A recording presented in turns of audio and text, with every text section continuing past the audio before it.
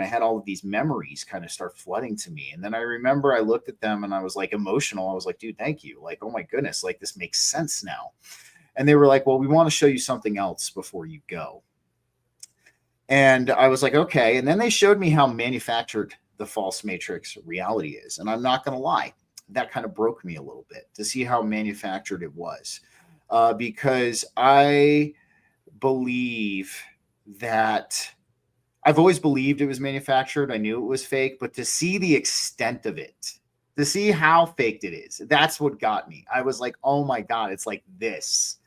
And it was deep and it was very, again, I went back to the spiritual drawing board after I go back to the spiritual drawing board at least a few times every year. But, and then, this experience also showed me that my consciousness really creates reality, because as I came back into my body and reality was putting itself back together, it put itself back together wrong. And I remember I was looking and I was like, hey, wait a minute, that's not right. That's not how that's supposed to be. And then as soon as I thought that, it shifted and put itself back together the way it was supposed to be. And I was just like, oh my God, dude, like that was a lot right there for me. And of course, like, after this experience, I put it on the shelf. I was like, this was really cool. Like, this was awesome. You know what I mean? And we're going to visit this at a later date once we can kind of integrate it all. But here we go again, a year after, almost a year to the day of the first experience. It was a Friday. I was coming home.